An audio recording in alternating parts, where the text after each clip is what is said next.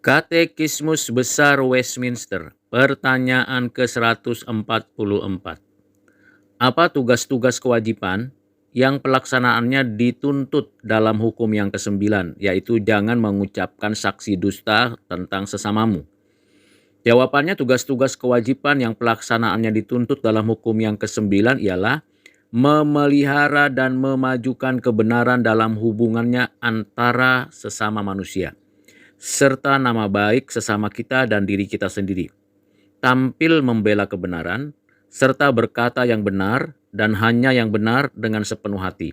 Sungguh-sungguh, terus terang, jelas, dan utuh.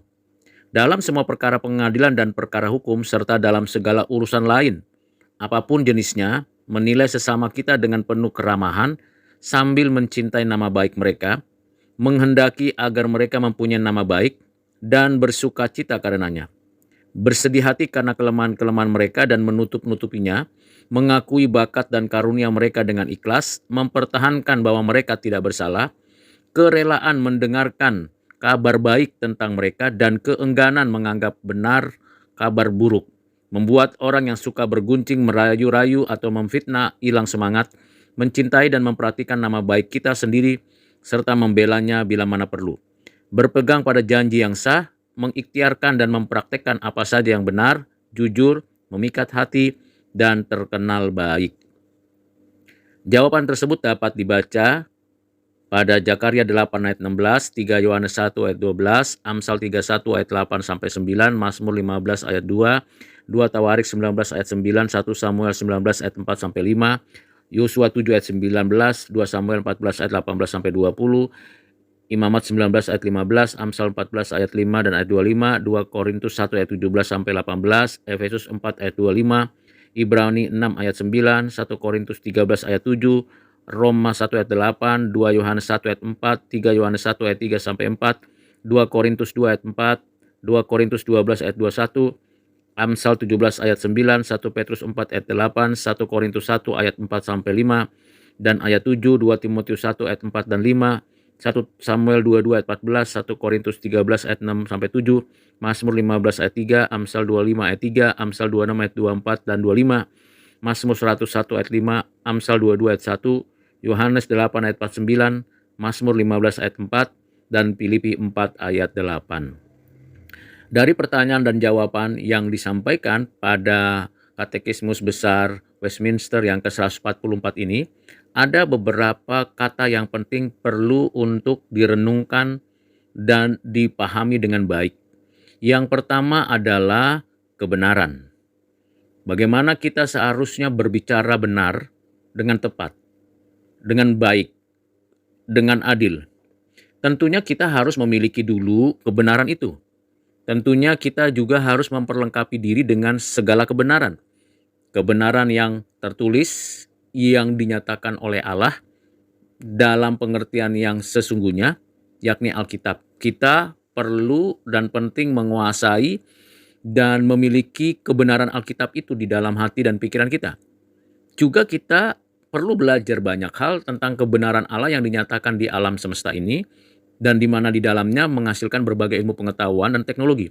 Kita perlu mempersiapkan diri belajar kebenaran-kebenaran Allah tersebut. Dengan kita mendapatkan kebenaran itu dan memilikinya, maka kita dapat dengan mudah untuk menyatakan kebenaran itu. Tentunya kita memerlukan kuasa Roh Kudus, kekuatan dari Allah ketika kita menyaksikan kebenaran kepada sesama. Dan tentunya kita perlu benar-benar meminta kepada Tuhan Allah hikmat agar kebenaran yang kita sudah peroleh, kita terima, kita pelajari itu dapat disampaikan dengan tepat sasaran.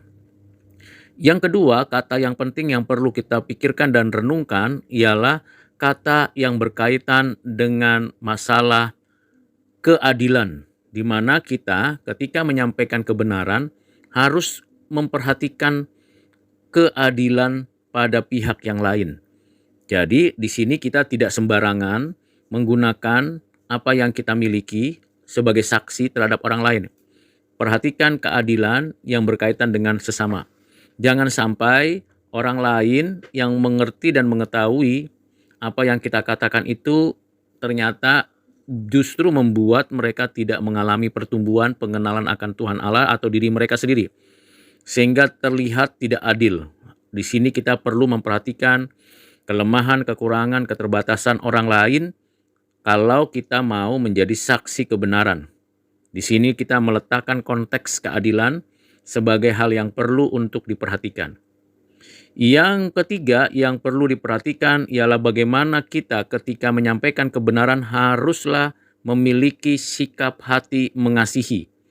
Artinya ketika kita menyampaikan dan menyatakan kebenaran dengan tepat, benar, sesuai dengan rasa keadilan, perlu dan penting semuanya dikuasai dengan cinta kasih dari Allah. Supaya apa yang kita sampaikan itu tidak berhenti pada kondisi di mana orang yang kita sampaikan kebenaran itu tidak dalam posisi terjepit atau tersudutkan, tetapi mereka merasakan cinta kasih Tuhan di dalam kehidupan mereka. Jadi perlu dan penting kita menyatakan kasih Allah, kebaikan Allah, dan kemurahan hati Allah ketika kita menyatakan kebenaran. Dan yang terakhir adalah bagaimana kita menyampaikan kebenaran itu dengan jujur dan dengan tulus. Bukan untuk maksud menjatuhkan, membuat orang lain itu terperosok ke dalam jurang keberdosaan, tetapi mau mengangkat mereka kembali kepada Tuhan dan mereka melihat ketulusan, kejujuran kita dalam menyampaikan diri sebagai orang yang menyaksikan hal-hal yang benar, hal-hal yang suci dan yang adil itu. Kiranya Tuhan menolong kita menyatakan kebenaran dengan adil dan dalam kuat kuasa dari Roh Tuhan melalui caranya yang penuh dengan cinta kasih. Amin.